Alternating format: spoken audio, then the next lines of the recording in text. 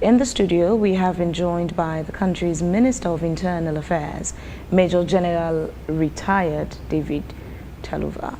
The minister is here to talk about security matters and protests which have and are still threatening national stability. We also have Alphonsus, Executive Secretary, Human Rights Defenders Network, to join the conversation. Good morning, gentlemen. Thanks for joining us. Good morning. Thank you for having us. Let's start with the minister. Quite a lot is happening around the world right now with protests in Africa, in other parts of the world. So close to home, there's Nigeria, there's Kenya. What is Sierra Leone's national security sector thinking? As Minister of Internal Affairs, what are your thoughts with all the happenings in the world? It's not good. It's not good for national stability for those countries, and they're going to regret all what they're doing now, you know, because it will not solve any problem. It won't. Are you saying this because you're worried that your people back home might want to use those as an example and jump on the streets to protest? Because the protests in those countries are connected to bad governance and the economic hardship in their countries, especially Kenya and Nigeria. Are you saying this because you don't want Sierra Leoneans to follow them? I'm not worried. As far as I'm concerned, the government of retired Brigadier Julius Madabio is doing so well. And apart from that, this is a global crisis. Why do you want to set your house on fire? Because there's a global crisis. It's not only peculiar to any particular nation. Why do you want to destroy your country? Why do you want to destroy things? Because it's a global crisis. If you want to tell me that all the governments in the entire world, they are bad, they're not bad. But it's not all the countries in the world that are on protest. Yes, because you have sensible ones and then you have crazy ones. Those that are sensible will never jump on the street to fight, to burn houses, to loot shops. Personally, what are your perspectives on protest and demonstration? Are they right or wrong? What should require citizens to participate in a protest or demonstration? Well, personally, my take is it's a national issue. We have to address the issue as a nation. We don't have to address the issue as a political party, as the government in power. We have to address issues as a nation. If we are sensible enough, we have seen this coming from other parts of the world. We have seen hardship. We have seen a lot of things. Not to say this is peculiar to Sierra Leone or it's only peculiar to Bangladesh or to Kenya. You understand me? But if we have Sierra Leoneans... Mr. Minister, I am so sorry to interrupt you, but that was not my question. I'm asking again, what are your personal views about protests and demonstrations? They are not timely. Is it something you think citizens should not embark on at all, at any point? At all. Why not? Okay, because it won't solve any problems. That's why I said it's a national issue. Let's have a national brain. We think as one, and then we address the issue. But if you start to burn your own houses, let's say, for example, we saw in Nigeria, they were burning buses. They were looting shops. Will that solve the problem? It won't solve any problem. Are you also aware that your views contradict human rights? How? Protesting is also part of exactly. If you're doing rights. it wisely, if you know that if I protest for this, I will achieve something, then you can embark on that. But if you know that even if I protest, I won't achieve anything, then why do you need to protest? Why do you need to burn houses?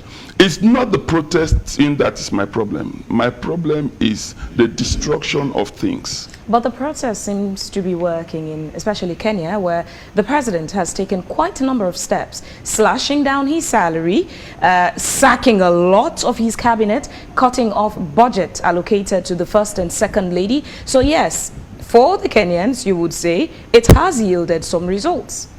Would you not agree? Let me say this. Will that solve the problem? Is the protest not still going on? The protest is still on. Even he has done all of those things, but the protest is still going on. So what did they achieve? So, Minister, a lot of theorists or propounders have indeed argued of the importance or about the importance of protest. One of the benefits of these protests is, one, it creates a voice for the voiceless, public awareness, policy change, in a way, democratic participation, accountability. And there are a list of international laws that support this. One, Article 19, UDHR, International Convention on Civil and Political Rights, ICCPR, Article 19, European Convention on Human Rights, ECHR, Article 10, and a host of others, Mr. Minister. Is it that you're saying, or you don't want to be direct, that you're afraid? I'm not afraid. All what I'm saying is that's total madness. You're saying that protesters are mad? No. The way they do their protest, is mad. How can you burn down ambulances? Like in Kenya, a whole mall was burnt down. Would that solve any problem? It won't solve any problem. And you are sending the country backward. They burnt ambulances. The government will have to use money again to buy those ambulances. They will have to buy other things. Then why did you do it? We fought for 11 years. That didn't take us anywhere. Instead, we went backwards. We should learn from that. The fighting will not assist us in any way. It will not solve any of our problems. Alphonsus, you're a human rights defender. Do you support the views of Mr. Minister that protests should never be hard in the first place? Thank you very much. I respectfully disagree with the minister, and probably I appreciate the point from where he's coming, at least as a government official. And you have laid the premise from the international angle, making reference to the International Covenant on Civil and Political Rights, the Universal Declaration on Human Rights, the African Charter on Human and People's Rights. But probably let's a little bit, localize ourselves, so that probably it will also help or inform our minister to look.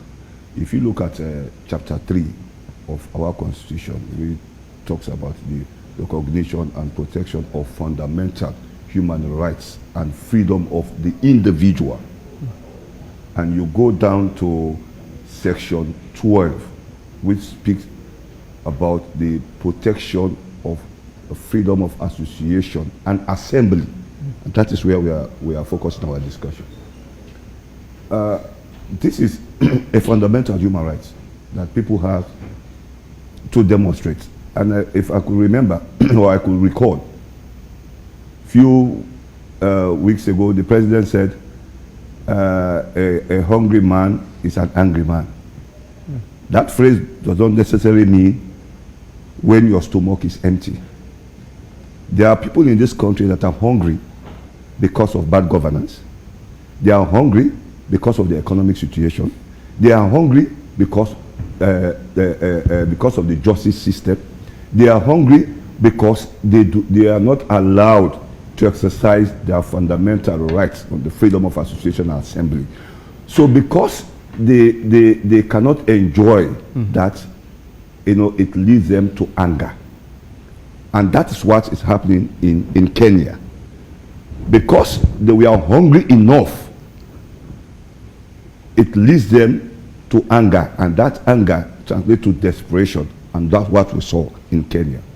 And if you look what is going on in Sierra Leone, even though the minister said it's a global issue, it's a global issue, but it's also different. The way you conduct or the way you handle the situation in your country will ensure or will create the opportunity for citizens to see the understanding or to reason with you as a government that you are doing something. But if you do not control yourself, looking at how you spend state resources, how you respond to situations in your country, there is no way citizens will reason with you. And that will lead to what we saw in Kenya. And so freedom of association of assembly is a fundamental human right, and it is embedded in our Constitution, Chapter 3. Mr. Minister, a week ago, most local newspapers reported that ECOMOG forces had landed in Sierra Leone. Is that true, and why are they here? Well, you will not say ECOMOG. ECOMOG, yes, we have ECOWAS. ECOMOG was formed for Liberia and Sierra Leone. Maybe if they do come to Sierra Leone, they will come in a different capacity. They will not come as ECOMOG. But let me address what Mr. Bani was saying. No, you haven't. Are they here or not? Some of them are here. They've been here since 2011. Okay. We have the ECOWAS base here. That's the logistics base. So they have been working here since 2011. What are they currently doing? What characterizes their work at the moment? In contemporary Sierra Leone? What normally, why they form the ECOWAS task force, we call it ECOWAS task force, is to look at countries that may have problems, and then they will go in to stabilize that.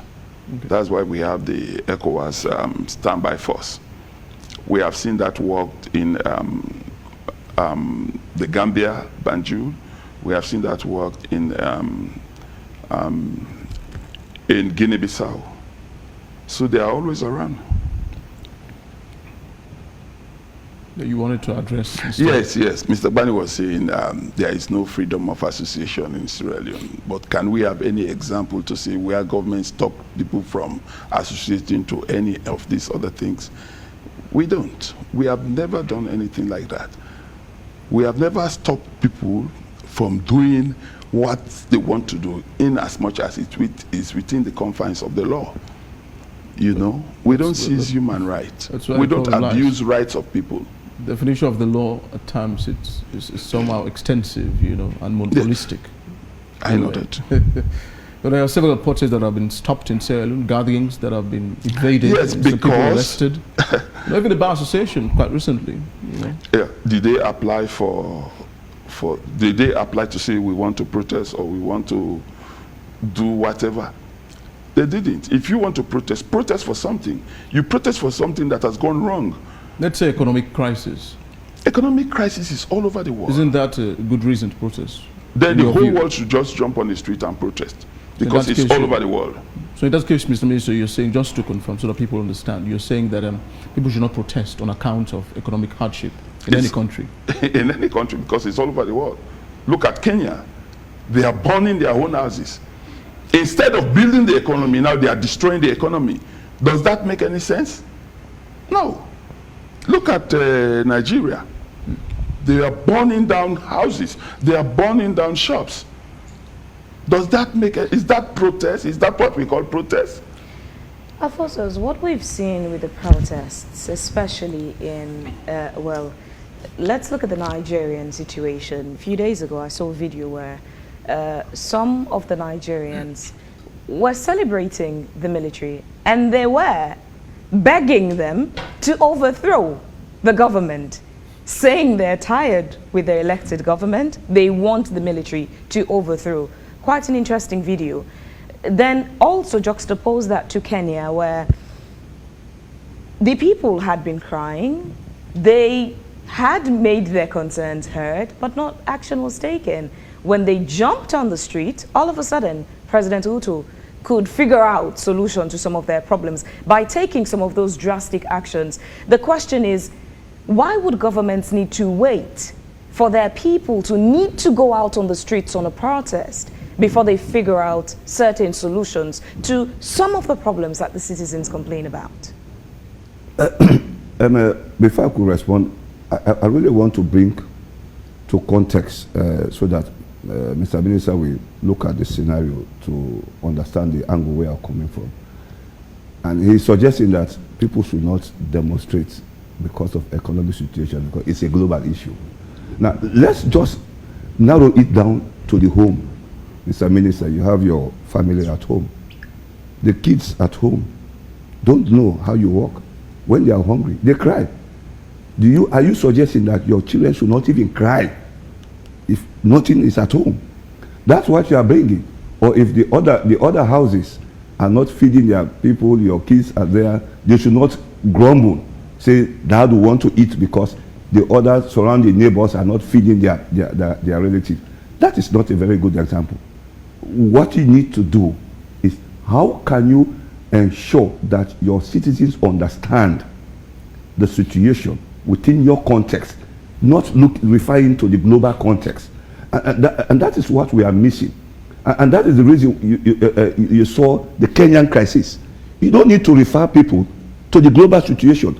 We are not under global governance. We are under our own government. We need our government to tell us the strategies, the strides they are using to ensure that every citizen enjoy his or her economic liberty, his or her fundamental rights, his or her rights to education, to health, to good roads or whatsoever. We should not be putting it to global crisis. If you peg it to global crisis, you are telling the citizen to start analyzing how the living standard of the ministers, if we want to peg it to global crisis, ministers should decide. We should not be taking huge sum of money. We should not be enjoying short privileges because our people are not enjoying it. But you are enjoying it devoid of the global situation. And when you start giving short analysis or short references, it angers people. It provokes action. Because what we want to see from government officials is to encourage, to let people understand that there is a challenge within the government and the government is trying to address those issues. Let them see reason. These are some of the words we need from politicians. We need from government officials. The moment you start making reference to global situation, you are neglecting to accept or to own up your responsibility. And that does not suggest a good governance. On the issue of what you are referring to, in terms of the context at which we are living for with regards to protest. You see, Sierra Leone, we have been in a cage. Both successive governments, and I'm referring, and with all due respect to other political parties, I have respect for them, but I'm paying more premium to APC and SAPP. These two major political parties have held this country to ransom. They have deliberately and calculatedly denied the people of this country the rights to freedom of association and assembly. Mr. Minister is suggesting that what I was saying is wrong. There is no single time, and you make reference to even the recent bar association, there is no single time citizens of this country will notify, because we don't apply, we notify the police that we want to do a peaceful assembly or a peaceful protest. That's the essence of notifying the police, so that they can look at how they can control vehicular and pedestrian traffic, so that when you are doing your procession, you don't, when I have my rights to protest, I should also respect the rights of other people that are not part of my protest. And that's the essence of notifying the police, so that they can just control. You show them their routes, you are going to take, they marshal you. There is not a single time the police or the Internal Affairs Ministry that is overseeing the police will tell us that people have notified them for a peaceful protest, they have granted those people to protest. What they will say? They will say, no, we advise that you don't continue this protest because of security situation, or people will hijack. We have never seen a statistic from the Sierra Leone police that suggested to us that they have allowed people to protest based on the notification they have received. This is what happened. That data is not there. If Mr. Minister can present that data to me today, I will resign from my office. That data is not there. The only time you can see protest, it is a protest that is in favor of the government, that is preceding the government. In fact, they will not even say anything. People will go down out the street.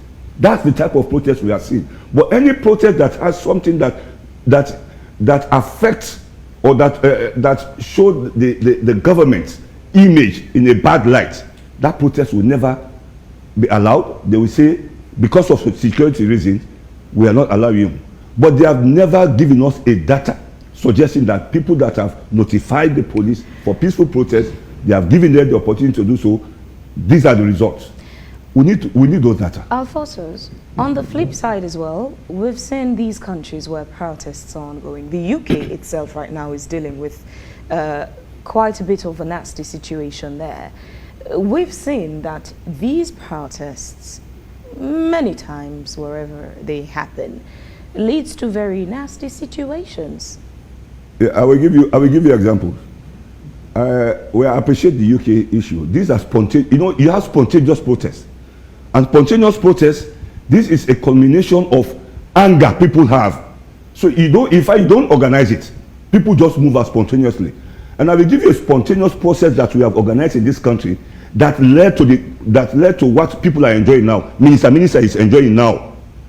We had democracy in this country. That's the May 8th incident. When we march to the house of Fode Sanko, our colleagues died. No government have ever made that particular day as a day to recognize our human rights defenders that gave their lives for that particular day. That is a spontaneous protest that yielded fruit in this country. Why are we not talking about protest? Why are we not enjoying it? They are now enjoying the sacrifice our colleagues did that particular time. SLPP and APC are enjoying those benefits. The same ministers, none of them were on the streets. None of their relatives endured the pain we did at that particular time. And today, when you want to protest, in fact, they will call now civil society as evil society. We are not evil society at that time. Now we are evil society when we want to exercise our fundamental freedoms and rights. But that's unfortunate. But the conversation on human rights has another side of the coin, rights and responsibilities. Of course. But with the protests, again, everywhere in the world we've seen protests, the people who are the organizers of the protests and the police or even the military who would come to intervene many times cannot contain the nastiness of the situation. You'll find people get killed, property get damaged, buildings get burned. Are we capacitated as a nation to handle such things? If we venture out into, say, emulating what Kenya and Nigeria is doing right now, do you sincerely think Sierra Leone can handle it? If the people decide to follow? No, let me tell you, when we decide to do a peaceful protest or a spontaneous protest that has, you know, that speaks to the will of the people, and that's why I just gave the example of the May 8th incident. If you look at the August 8, 9, and 10 incidents, it is not, you know, a national issue. It's something like a regional, sub-regional area. If you look at the areas, more maybe could be more like a political aspect. And if you look at that, then you try to put it into political context, and you look at what you are referring to now, the situation in the UK. If you bring it here, you will say there is this issue between the color issue. I don't want to say black and white, but it's a color issue. And that's what is happening in the UK. And if you bring it in here, you cannot talk about color issue. You will talk about political intimidation or division or suppression or oppression. And so you will see one side taken to the street to demand their rights, to demand justice. And that's the time you see things going out of hands. But when you have people coming together that have a general flavor, that has nothing to do with a particular sector, just want to see a complete change, it's different. And many times it's the way how we respond. There have been some protests in the UK that have never amounted to this type of damages. But Alphonsus, this one is peculiar because they are tired of seeing racial discrimination. When people go out to protest, you can't control how they carry themselves, and the intentions vary. During protests, you find those who would go about looting people's businesses. You find those who probably just enjoy the mayhem, act as hooligans. You can't control how they behave. You can't control every single protester. I agree with you. You cannot just take the current protests in the UK and generalize it. There have been several protests in the UK that have not mounted to this level. So I'm coming. I Let's don't want to switch bring off. it to... The Kenya, UK, Nigeria, we keep talking. These are just examples. Okay. So Our now in Sierra zoom Leone. lens Now is let's in come Sierra to Leone Sierra Leone. because Now we've let's come. seen Sierra Leone is a country where every time you talk about things, from the citizens to the politicians, they would always find the country in the world to reference that backs their stance at that particular moment. Exactly. So these are just examples. Let us narrow. Let me narrow Our focus down. is not on them. Now, it's on us as a nation. now let me look Sierra at Leone. let's take out the context in Sierra Leone. When you have a spontaneous protest, you don't have anybody to ask or to hold accountable for, or to hold that person responsible, or the person that can say, we take liability of the outcome of our protest when you are dealing with spontaneous protest. But when you are dealing with organized protest, you know who you can handle. And when you are also dealing with spontaneous protest, it's unfortunate that this country, I think there were some years back, we were engaging the Sierra Leone police to say, look, it is high time we start to ensure that we have CCTV cameras in our major streets. These are things you can use to even identify culprits, people that are going way beyond what we seem to be civilized. It was unfortunate at that time. The police themselves kick against that. We championed that at that time. Alphonsus, years back. And so when you have some of those things, people will be afraid. It will reduce the tendency of people to go out there. But Sierra Leone, the problem we have, the economic situation, the poverty level. So once you have this spontaneous protest, people now use the advantage to go out and make gains for themselves, other than the ultimate goal that people are going out there for, which is not good. We condemn that. That is why we are against the use, whosoever use or advocates violence. We condemn it outrightly, and we don't even support riotous conduct. We support peaceful protest in this country. That is why I want to ask you about. We condemn in whatever form. Alphonsus, you see, readiness perhaps is non-existential at the moment. I mean, generic readiness to participate in a nationalistic cause. Now, over the years, I've observed most of these protests are ill-fated.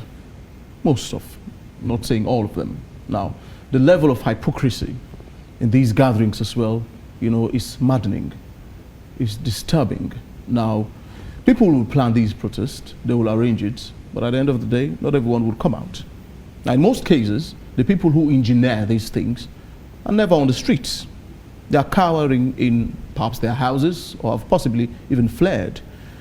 In Sierra Leone, of recent, I'm not saying the time you protested, but now what I'm saying is general hypocrisy. And there are people who have even fanned the flames of protests that are not even on ground to marshal these protests.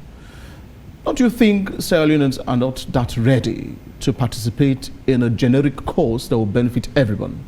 Most of these protests, if you ask several professionals, they will tell you that they are ill-fated.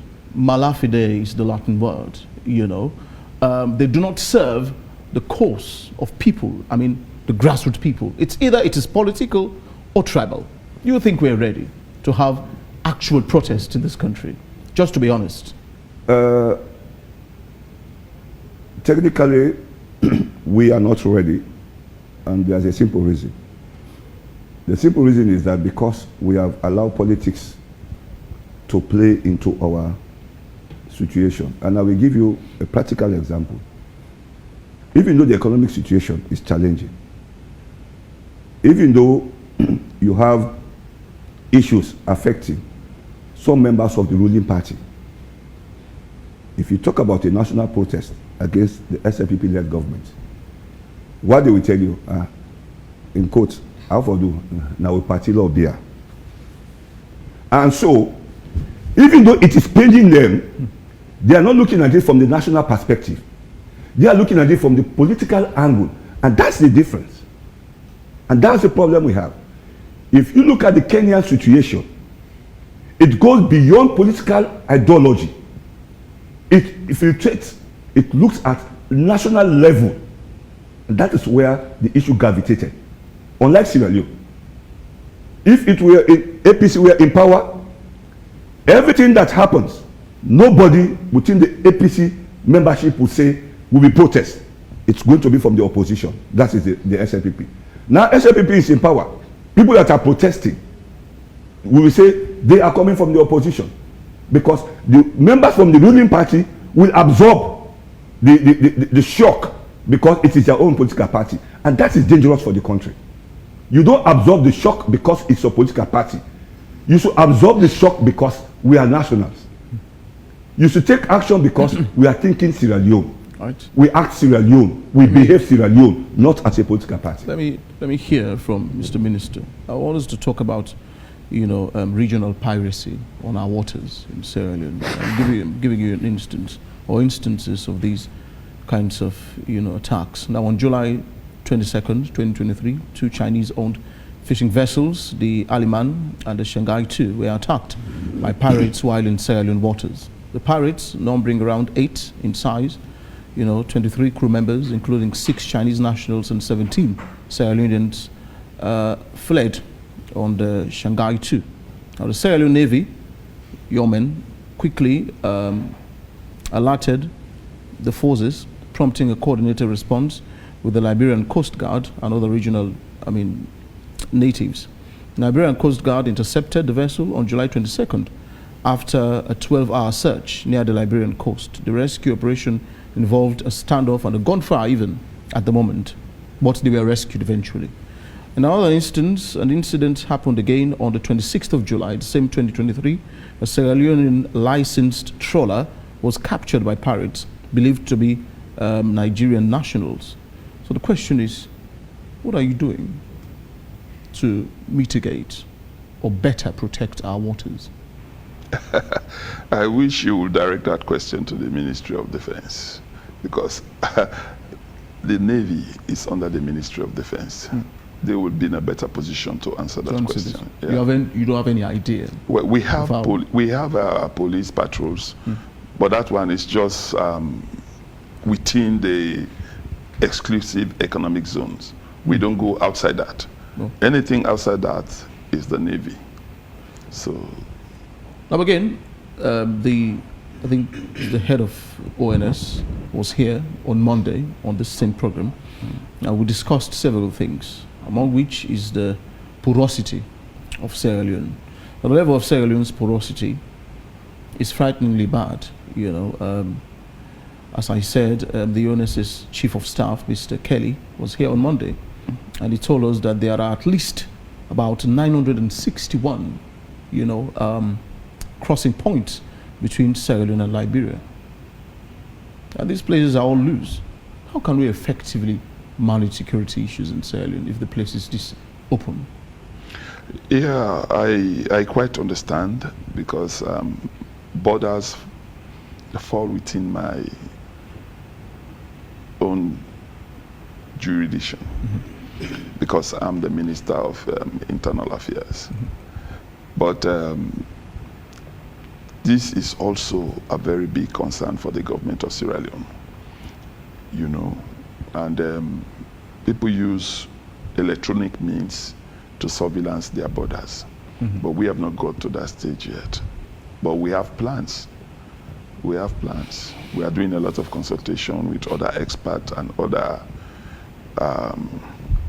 government bodies. As I speak, the chief immigration officer is in America, so we can learn how they're trying to control their borders, even though they're having a hard time with their borders. But we'll try to see how we can improve on the border situation. It's very, very difficult, if not impossible, to actually manage a land border that you have some houses, the front of the house is in Sierra Leone, the backyard is in Guinea or Liberia. It is difficult. People around these border regions, they don't observe border protocols. Sometimes you just see them today, they sleep in Sierra Leone, their farm is across Guinea. This is how we have been living for quite a very long. The only area we can say we have some restrictions, these are areas we have rivers as boundaries. But where we have land boundary, people just go, they don't even know the border, they just go across, come across, go across, come across. So even if you say 900, maybe you'll be missing it. It could be more than that. That's what the ONSS chief said. Possible, because that's what maybe they have seen. But it could be more than that. So are you implicitly saying that we're not safe in Sierra Leone? And we could be attacked No, at I will any not time? say we are not safe, because we have the national security architecture, which of course we have the border security, the CHISEC, that is the chiefdom security stuff. You know, they are there to watch the borders for us, and they always raise alarm. You know. Mr. Minister, I find this somehow laughable. You know, you see, the ONS boss told us categorically clear that Sierra Leone didn't even have or doesn't have the resources, you know, or manpower to man all of these places, you know, to watch over these places. But you're saying that they are, you know, we have structures in place. He is talking about resources, according to you, but I'm talking about the structures. That the structures are there. Are they effective? That's the question. Well, they are a bit effective. A bit? Because yes, okay, they are a bit effective. Remember, we arrested some. I think, was it 2 months ago when we arrested some people around the Cambia area? They were trying to come in with some shotguns, cartridges, and stuff. That was the work of the CHISEC at the borders. So to some extent, you cannot get it 100% correct, but at least we are making progress. Alphonsus, you wanted to say something? Yeah, you know, the ONS boss was really honest. And I think he was honest to the people of this country. I have worked on the border areas, and I've done some activities, like in the Kono axis, in two chiefdoms, Tunguru and Mafindo chiefdom. We are looking at also Karine, now Fintonia or Tambaka. These are communities. In fact, they deal with foreign currencies. When they want to sell their goods, they just walk over. It's porous.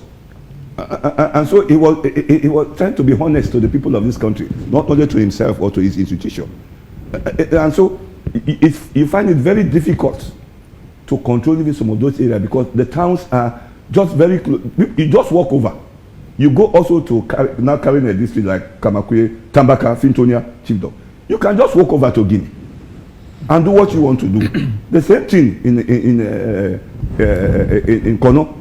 You just walk over to Guinea, you do what you want to do, and they do their business in Frank Guinea. You don't even see much Leones in some of those areas. Go to the border area, the Kalong area. Go to Pujong, take Pujong axis. And so you really know that it's not about saying other than the resources, even the structure, as Minister is saying, they are the structures. The structures are not enough. They are not there. They are not there. You cannot tell me there are structures around those areas that I've just called. I've been there and I've worked there for several years, and I know the terrain. I know how people are doing their business. It's very challenging. Gentlemen, so sorry to interrupt you. You'd have to hold your thoughts for a while. It's 9 o'clock. It's time we go on a quick commercial break. Before we left off on that break, you seem to have wanted to jump in on something. Yes. I just want to react to what Mr. Alphonsus was saying, that people are suffering, ministers are enjoying. You know, it looks very strange to me. Take, for example, if I should tell you that ministers are working under difficult conditions, you won't believe me. How difficult, Mr. Minister? We do come to offices with our cars, private owned cars. If you check our salary, I will not say that to you, but you try to find out. You will know that ministers are one of the least paid people in Sierra Leone. Yes, that's the truth. Find out that. That's an assignment for you. And he was talking about the protest on the protest along the Spur Road, was it 12,000 March? I could not remember the exact date. I'll tell you, Mr. Alphonsus was not there. I led the rescue team that rescued a lot of Sierra Leoneans along Spur Road on that fateful day. A lot of them died. Most of them were women. Do you understand? You will not call that a peaceful protest. That was not peaceful. People lost their lives. So you will not say that protest was very peaceful. And you look at Sierra Leone, for example. Even if you go to the market, if you put on a red t-shirt, people will label you as APC. You put on a green t-shirt, people will say you are SLPP. Everything is being politicized. And if you want Sierra Leone to allow people to protest, we have the bigger responsibility to ensure people are safe. Because all of these protests, what they are leading to, looting, destruction of properties, and at the end of the day, they will not achieve anything. We have businesses in Sierra Leone. Most of these businesses, they are run on bank loans. If you go and destroy their business, like we saw in Kenya, a whole mall was burnt down after looting. Would you call that a peaceful protest? What do we tend to achieve after doing all of that? This same government will have to put all those things in place again, because we have the sole responsibility to ensure that these people are safe. We create that peaceful and safe environment for people to do their business. So, Mr. Alphonsus, no amount of talking or whatever you say, we allow the government of Sierra Leone to allow people to protest. As you are saying right now. Are you directly making a promise to the citizens of Sierra Leone that they would be denied of their human rights to converge and go about protesting? If they go the proper way, if they do the right thing, if they apply for a protest, they come for an interview, they will now ask them to sign a document. You understand? Mr. Alphonsus has not done that. It sounds like with your submission, it sounds like there is an agreement within government to prohibit citizens from protesting. No. There is no agreement like that. There is no agreement. But ask him if he has applied for a protest. He has not done that. And he wants us as security ministry to just sit by and watch him loot people things, burn vehicles, burn down houses. No. I'll be judged wrongly. He spoke about spontaneous protests. Peradventure, there is a spontaneous protest. Without no notice? How prepared is the internal security sector to handle it? We are prepared. We will deal with that precisely. If you just do a spontaneous protest, you go around the street, you start to loot, we'll treat you like a rebel. We'll treat you like a terrorist. This country, we have constitution, we have the laws. If you want to do anything, go strictly by the laws. Apply, you want to do this, they will call you for an interview, we'll interview you, you will take some oath, you sign some papers, and then we'll allow you to protest. But there has not... Yes, no, go ahead, let me just... There has not been any protest, even from the SLPP party. There has not been any protest. We have not allowed any protest, even within our party. We have not allowed any protest. Minister, what you're saying, isn't that a way of someone confirming his or her death or arrest eventually? Peradventure things go wrong in the protest. So why would someone sign a conveyance or document, saying that nothing will be vandalized during this protest? Is that, yes. In your view, is this truly honest? No, definitely. If you can sign a paper. It's hard to believe that there will be a protest which will not result in the vandalization of anything anywhere. It has never happened. It's not to be corrected. He is talking about a peaceful protest. If you know the protest is going to be peaceful, then come and sign our paper to say this protest will be very peaceful. Okay. Peaceful. If not, arrest me. Mr. Minister, just a quick question to you. This submission you just made, which part of our laws secures what you just said, that the protesters or intending protesters should come and sign a contract, memorandum of understanding, or commitment, undertaking, whatever it is you're referring to? Which parts of our laws gives the authorities, the police, or whichever it is, to go about giving permission for protest in that manner? Phoebe, and you know I'm not a lawyer. I'll not tell you exactly which part of our law says that. But all I'm saying is, if you want to do a peaceful protest, like Mr. Bani is saying that he wants to do a peaceful protest, let him come and make an undertaking that the protest is going to be very peaceful. But we know that protests these days are very violent, so we will not allow it. Yes, Alphonsus, you wanted to say something? Yes, before I go to this issue of the signing document, I just want to respectfully talk to retired Major General Taluva that I take great exception to his statement, and I take great exception to the highest degree. Which of these statements? Of the issue on the May 8th incident, okay, of which I was among, and he suggested he needs to present that proof to me, and I take great exception to that. And I will always become so angry with any politician or any state official that tend to trivialize some of us that survived that particular fateful day. I will become so angry with that person, and I take great exception to that statement with all seriousness, and I mean it. I just have respect for him, and we're in this particular area. I could have gone beyond what I was supposed to say, but I take great exception to that statement. It cuts into my nerves and into my heart, because I know what some of us went through. Now let me come into to the issue. If you take the Public Order Act of 1965, Part 3 that deals with procession, Section 17, subsection 1, 2, and 3, talks about how you seek for procession, how you notify the police. Section 17, subsection 1 talks about you notifying the police, either verbal or in writing, about your intent to do a procession. That's what we have in the Public Order Act. And subsection 2, the commissioner in that act, they refer to as the police commissioner, will now look at it and they will call you, you will discuss, they will look at the integrity, they will advise you as to how you process. And if everything works well, they will now say, okay, you go ahead, and they will provide marshal. And so subsection 3, if you do not go through all those processes and you are in breach, you are flouted the law.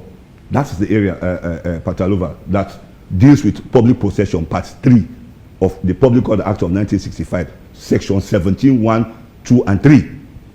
But notwithstanding that, and I will still continue to say that, there has never been a situation where even those people that use the appropriate channel by notifying the police, we have seen where the police have given them the rights to exercise their fundamental freedom of association and assembly. It has never happened. They will always use the word, in quote, for security reasons and for bad people to hijack. But they have never presented a data to us that they have given clearance to people to do their peaceful protest, and this is the outcome. That outcome has never been presented. And that's why I said, Mr. Minister, if that data is here, I will resign. I will resign forthwith in my job, and I will cease to be a human rights defender in this country.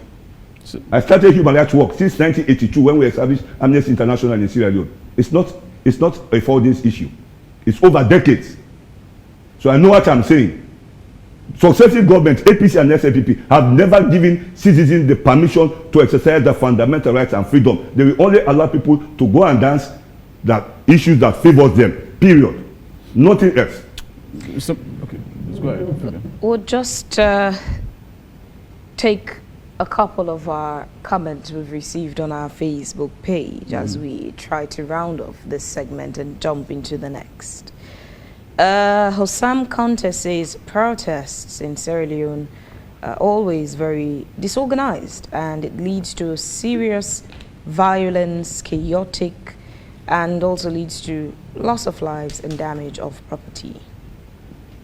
Haji Amara Kebe, saying, come on, we don't even have working street lights, and now you're talking about CCTV cameras on the streets. They will be gone a few days. Even transformers and power cables are stolen, not to mention the CCTV cameras. Osfriend Kamara says the politics of resentment that stems from grievances does not yield fairness in delivering. The political discourse has helped to channel their grievances rather than a choice of national cohesion, unity and peace. The payback ideology must be a thing for museums, not in policy and decision making. Ethno-nationalist populism is the issue with those governing at present. Also, if ministers are complaining of poor wages, then why stay in the job? Usman Prince Suleiman Kavon is saying the minister doesn't know what it means by internal affairs, because it is his job as internal affairs to protect the country and its territories. Usman Kavoni says, I was the person that suggested that people be held accountable for protest, at least in order to permit people for a peaceful protest. But there are no laws that state that someone should be liable for the outcome of a protest. Maria Brando is saying, despite being a retired military commander, Internal Affairs Minister seems not to have comprehensive knowledge on national security issues. Usman Kavoni says, we're always making progress and we're not there yet. And my question is, when are we going to be there? When it comes to porous borders, we just have to look at the Yenga occupation to know how lack of structure of our security apparatus have been, yet they are ready to clamp down on peaceful protest, but not making our presence felt by our security forces. James Alex says, AYV, your line of questions is revealing the true nature of your intentions. Comparing the UK protest to Sierra Leone doesn't make sense. It's important to understand what the UK protest is about. I believe there won't be any respect for human rights in Sierra Leone anymore, because when the APC came to power, they also didn't allow any form of protest during their governance. The SLPP has followed the same path. Our country has come to a standstill because of these two political parties. Ronald Beresford Ignatius Georgetown, it is not obvious to you, Mr. Minister, is it not obvious to you, Mr. Minister, that you ministers are not enjoying better than those who are supposed to provide for? Is your co-panelist wrong in making that statement? Remember, this is what you politicians have created, the divide and rule for the few, others over the many, and you think he's wrong? Usman Kavoni says, Sierra Leone police always works for the sitting government rather than protecting the citizens and the country. The police doesn't act according to the constitution, but do whatever the politicians, judges, rich people, and people of higher caliber ask them to do. Janice Alex is saying, this minister sounds like a ruthless individual and someone who doesn't have respect for human rights. Okay, my last pick is from Abdul Rashid Dakona, who says, fellow Sierra Leoneans, please let us maintain peace and security. We only enjoy sustainable, I guess he meant there, development where there is total peace. Well, Mr. Minister, would you care to start? If you want to respond to a few of these questions. Yeah. People have right to their own opinion, and they have right to express whatever they think, comes from them. But this is about protest, and this is about national security. Should we allow people to go out there, vandalize people's shops like they are doing in the UK, like they are doing in Kenya, Nigeria, and Bangladesh? It's not proper. It's not proper. Mind you, most of these things, you don't use hardship to solve another hardship. What they're doing, vandalizing people's shop, looting people's things, we will not allow that. as a responsible government, there is no way we will allow people to jump on the street and start to loot things and start to destroy things. You don't know even this your AYB radio, whether it will be safe. You don't even know. So therefore, it's a collective responsibility for all Sierra Leoneans to resist a violent protest like is happening in Nigeria and Bangladesh. There is no way this protest will solve problems. There is no way they will create anything. And we have not seen anyone yet to say, okay, let us discuss, we want to do this protest. Let us apply. Let us seek the police clearance or whatever. No one has done that. Then why should we allow people to just jump on the street and start to destroy government buildings, private shops? It's not proper. So Alphonsus? Let me just make reference. There was some time back a whistleblower in Kenya. Name is Michaela Wrong. She wrote the book, It's Our Turn to Eat. It's our turn to eat. That is what is going on in Sierra Leone. And that is what has been going on in Kenya. When the APC is in power, it's their turn to eat. The SLPP is now in power, it's their turn to eat. So if Mr. Minister, you are suggesting the contrary, I think you are making a misleading statement. We all live in Sierra Leone, we know ourselves. I cannot call some ministers, but some of us know we have lived with people before they became minister. We know where they live. We know how they live. When they made them ministers, we know the assets, the property they have. As we speak, we know we are living in this country. Let us don't make mockery of the situation in this country. And let us don't provoke the citizens to the level that they cannot control their emotions and their anger. Let us see reason to make sure that citizens understand the plight of government or the plight at which the governance system is operating. I think that's the way we need to do in this country. And somebody asked, we are doing well, but we are not going too far yet. When can we reach to that point? The only time we will reach to a level where this country will become paradise is a time where every one of us, including the minister seated here, will observe and respect the national pledge. As we speak now, what the minister is doing, his pledge, he pledged his love and loyalty to SLPP, not to this country. I will say with all authority, that is what they are doing. Anybody that is in the SLPP government, it is the SLPP, not the country. And there is nothing in that national pledge that talk about party. They said, I pledge my love and loyalty to my country, Sierra Leone. I vow to serve her faithfully at all times. How many times have they been doing that? When they are signing their document, Mr. Minister, that letterhead you use, on that letterhead, there is what we refer to as unity, freedom, and justice. That coat of arms is there. Have you ever thought of looking at the wording on that coat of arms, unity, freedom, and justice, in writing your letters? Thinking of that, making reference to the national pledge? No! The answer is no. And that is why we are suffering. Because they are not paying attention to the country. And that's why Michaela Wrong said, it's our turn to eat. That's what they are telling us. It's their turn. This is your turn to eat. Another party will come again. Either sometime back, the APC will come again. It's their turn to eat. That is what you are telling us. You want to respond? Yes. You see, Mr. Alphonsus, I respect you that much. Let us be careful not to blow the flames of fire. What you're now saying is very inciting. We have sacrificed for this nation. I was shot more than 4 or 5 times, direct bullets, for this nation. Being a politician will not change that.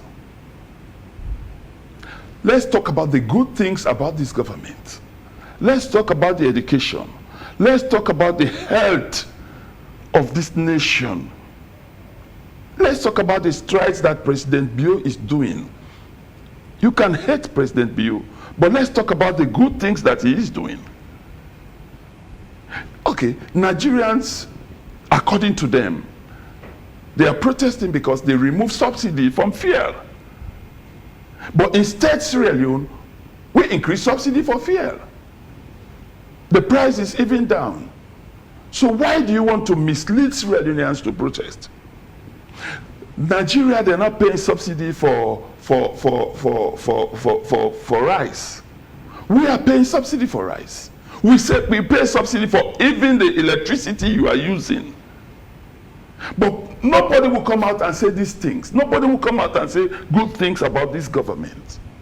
All they care to know is ministers are enjoying. Ministers are enjoying. You know, like they say in Creole, you will wear a shoe, now you know side they burn you. But I tell you, this government has worked so hard. Look at education. Nigeria will tell you there is no free education, the fees are high. Here, primary to secondary is free. Why can't we talk about the good things? Why can't we talk to our people that no. Amidst the hardship, the global hardship, this government is trying. This government is doing this. This government, look at the healthcare services. Why can't we talk about the good things? Instead, you will say ministers are enjoying, ministers are this, ministers are that. I'm using Land Rover to come to work, my own private Land Rover. I use my private Land Rover to go up the provinces, to go to the borders. But people don't see this. And as a human rights defender, you must be very objective. You have to be very objective. Look at the surrounding. Look at what has changed. Tell the people this has changed. But if we keep saying the whole story, as if this government is not doing anything, this is not proper, Mr. Alphonsus. It's very misleading. Gentlemen, I'm so sorry to interrupt what seems to be a banter you'd want to be starting this morning. Unfortunately, we'd have to end this conversation here because there's a second conversation pending for our second segment.